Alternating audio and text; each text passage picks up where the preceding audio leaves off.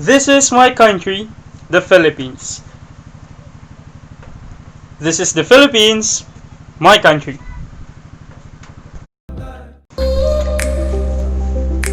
The Philippines is one of the assets of Asia. Travelers from around the world love this country because of its culture, tourist destinations, weather conditions, people, their generosity, and of course, their ability to speak English. But like me, are you also wondering what will be the future of this archipelago? Will it still be the same? What will be the face of the Philippines 30 years from now? Well, I've researched for you, and here are the 7 possible pictures of the Philippines in 2050. But first, take note that these are just predictions resulted from the researches done by various national and global agencies and organizations.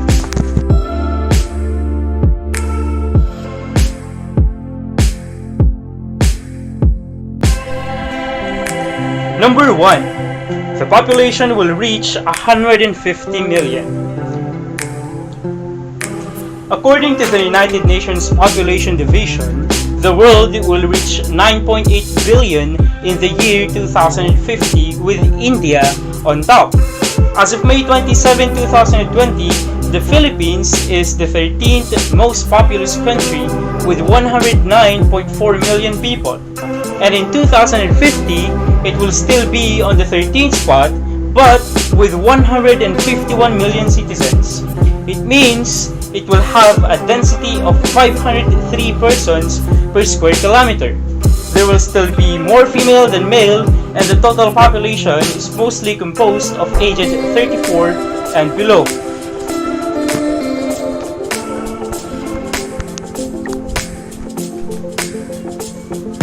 Number 2, the country will be the 16th powerhouse economy. The Philippines is rich, both in natural and human resources. That is the reason why we are the 28th largest economy in the world today. But by 2050, the Philippines and Peru will be 2 of the most prominent countries.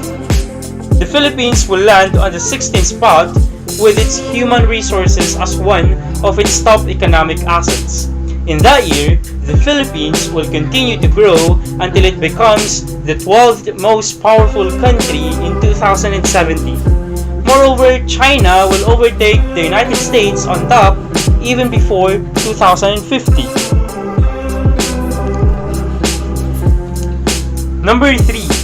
There will be 100 new cities. The United Nations says that in 2050, 67% of the human population will be living in urban areas. Here in the Philippines, the Statistics Authority has recorded that 50% of our population is already living in cities. But in 2050, the Philippines will need to establish 100 new cities to give a place for the rising number of population. However, rural areas will still be needed for agricultural purposes, which are necessary for the Philippine economy.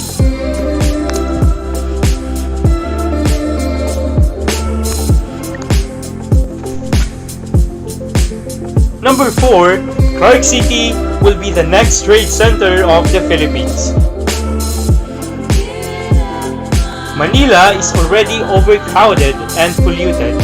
But aside from that, the main issue in that place is the safety of the people from natural disasters. The Philippines, in 2050, should have already turned to Clark City as its new capital. As planned, it will be an eco-city that aims to model a balanced picture of a modern and an environmental vibes. In fact, the Clark International Airport will be larger and wider than the NAIA in Manila.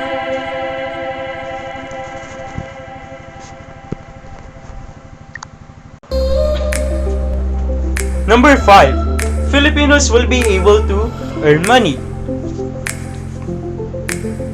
You don't have savings? Well, in 2050, the Philippine economy will grow to $1.69 trillion. That is bigger than the French economy in 2010. It means a citizen can earn 40,120 pesos or around $790 per month. Sounds low? Don't worry, that's the minimum. However, we can only make that happen if we maintain the good standing of the Philippines in the world market.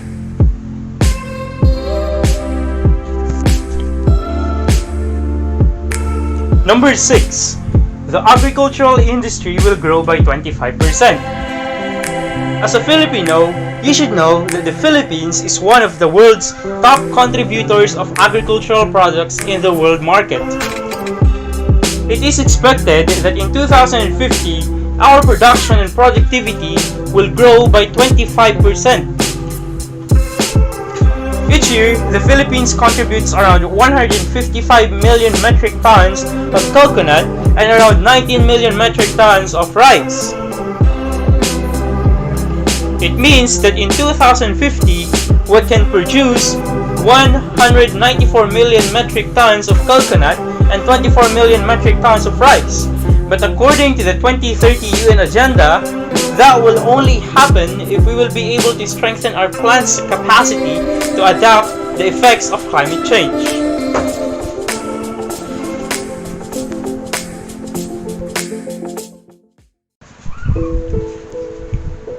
And lastly, number 7, some cities will sink. This problem is not new to island countries like the Philippines. It is one of the issues even in Pacific countries such as Kiribati, Fiji, and Tuvalu.